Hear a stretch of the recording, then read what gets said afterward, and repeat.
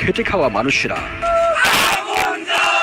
আমি কে, রাজাকার রাজাকার, কে বলেছে স্বৈরাচার স্বৈরাচার, এবং আমার ভাইয়ের রক্ত বৃথা যেতে দেব না ইত্যাদি যাবে অন্যায়।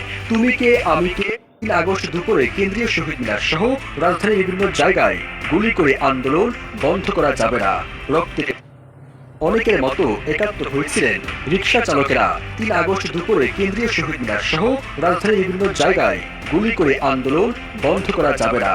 রক্তের বন্যায় ভেসে যাবে অন্যায়। তুমি কে, আমি কে, রাজাকার রাজাকার, কে বলেছে স্বৈরাচার স্বৈরাচার, এবং আমার ভাইয়ের রক্ত বৃথা যেতে দেব না ইত্যাদি স্লোগান দিয়েছিলেন এসব খেটে খাওয়া মানুষেরা।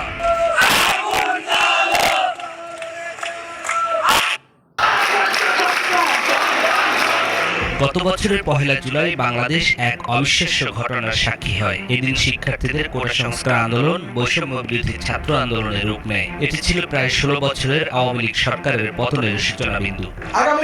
হত্যাকাণ্ড সহ যে সকল অনভিপ্রেত ঘটনা ঘটেছে বিচার বিভাগীয় তদন্ত করা হবে। খুনির কাছে কিসের বিচার চাইবে? হাসিনা নিজেই তো ঠান্ডা মাথার খুনি। শেখ হাসিনা ও তারেক রহমানের এই পাল্টাপাল্টি বক্তব্য ২০২৪-এর জুলাই আগস্টের আন্দোলন চলাকালে আলোচনা করতে পারে, দরকার তাদের গার্জিয়ানদের নিয়ে আসতে পারে। প্রত্যেক সচেতন অভিভাবকের প্রতি আমার বিনীত আহ্বান, রাজপথে নেমে আসুন।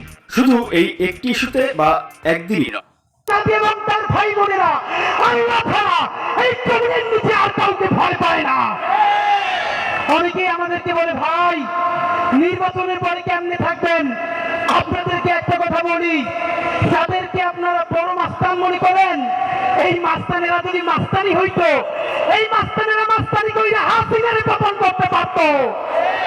এরা মাস্তান না, এরা শিক্ষিত, এরা চাঁদাবাজ, এরা ছোট ডাকাত, এরা মাফিয়া, এরা ব্যাংক লুটেরা।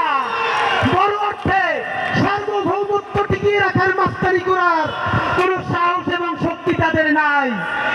অনেকে আমাদেরকে বলে, অমুক নেতা ১৫ বছর লড়াই করছে, আর হাতিরা তখন কইছিল লড়াই যদি করলেন আপনাদের এত ব্যাংকের ব্যবসা দিতে থাকলো কেমনে?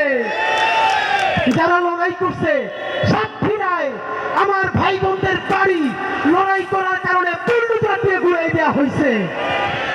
নিয়ে শোনেন, যেই দিনে আমার ৬টা ভাই শহীদ হয়েছে, সেই শহীদ